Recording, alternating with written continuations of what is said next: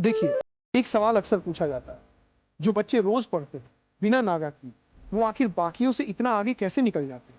जवाब सुनने में बहुत सीधा लगता है, लेकिन इसके पीछे की असली वजह बहुत गहरी है और आज हम उसी गहराई में उतरते हैं। पहली बात समझिए, जो छात्र रोज पढ़ता है वो असल में हर दिन एक छोटी सी ईंट रखता है और महीनों में वो ईंटें मिलकर एक मजबूत दीवार बन जाती है। लेकिन जो छात्र कभी 2 दिन पढ़ता है, कभी 5 दिन छोड़ देता है, वो हर बार नई शुरुआत करता है और पुरानी ईंटें बिखरी रह जाती हैं। दोनों की मेहनत के घंटे शायद बराबर भी हैं, लेकिन नतीजे में जमीन आसमान का फर्क आ जाता है, क्योंकि लगातार किया गया छोटा काम बीच बीच में किए गए बड़े काम से कहीं ज्यादा असरदार होता है। दूसरी बात, और ये बहुत जरूरी है, रोज पढ़ने वाला छात्र दिमाग को एक आदत में ढाल देता है। सोचिए, जैसे रोज एक ही समय पर भूख लगने लगती है, अगर आप रोज उसी समय खाना खाते हो, वैसे ही अगर आप रोज एक तय समय पर पढ़ते हो तो दिमाग भी उस समय अपने आप पढ़ाई के लिए तैयार होने लगता है।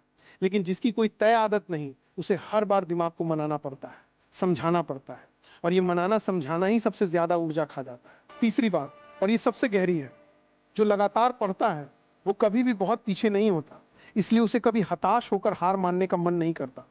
लेकिन जो बीच बीच में पढ़ाई छोड़ देता है, उसका सिलेबस धीरे धीरे इतना पीछे छूट जाता है कि एक दिन उसे लगने लगता है, अब तो कुछ नहीं हो सकता, इतना पीछे रह गया हूं। और यही निराशा आगे बढ़ने की सबसे बड़ी रुकावट बन जाती है। इसलिए रोज थोड़ा थोड़ा पढ़ना सिर्फ ज्ञान नहीं बढ़ाता, ये हौसला भी बनाए रखता है। चौथी बात, रोज पढ़ने वाला छात्र हर दिन थोड़ा सुधरता है, और ये सुधार इतना धीमा होता है कि उसे खुद भी नहीं दिखता। लेकिन जब वही छात्र कुछ महीनों बाद पीछे मुड़कर देखता है तो पाता है कि वो कहां से कहां पहुंच गया। सोचिए, एक पौधा जिसे रोज थोड़ा पानी मिलता है, हर दिन देखने पर लगता है कि कुछ नहीं बदला, लेकिन 1 महीने बाद वही पौधा काफी बड़ा हो चुका होता है। जिस पौधे को कभी पानी मिले कभी ना मिले, वो ना सही से बढ़ पाता है, ना ठीक से मुरझाता है, बस अटका रहता है। पांचवी बात, और ये भी समझनी जरूरी है, जो रोज पढ़ता है उसके लिए रिवीजन आसान हो जाता है, क्योंकि जानकारी लगातार ताजा बनी रहती है। जो बीच बीच में लंबा गैप लेता है, उसे हर बार पुराना पढ़ा हुआ फिर से याद करना पड़ता है, मानो नए सिरे से शुरुआत करनी पड़ रही हो। ये बार बार भूलना और फिर से याद करना बहुत ज्यादा समय और ऊर्जा बर्बाद करता है, जबकि लगातार पढ़ने वाला छात्र वही समय नई चीजें सीखने में लगा देता है। एक कहानी सुनाता हूं।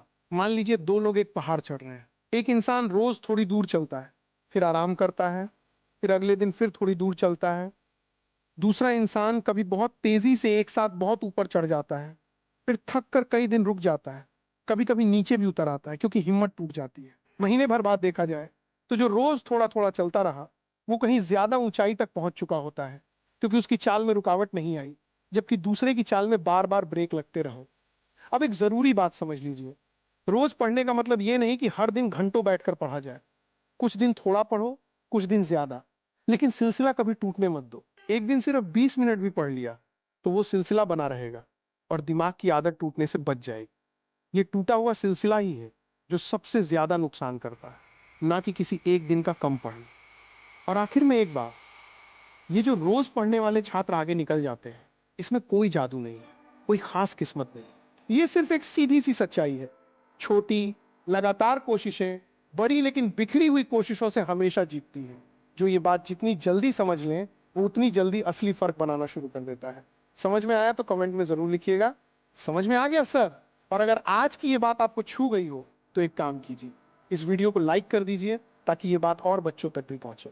अगर अभी तक चैनल को सब्सक्राइब नहीं किया है तो अभी सब्सक्राइब कर लीजिए और बेल आइकन दबा दीजिए, ताकि हर नया वीडियो सबसे पहले आप तक पहुंचे।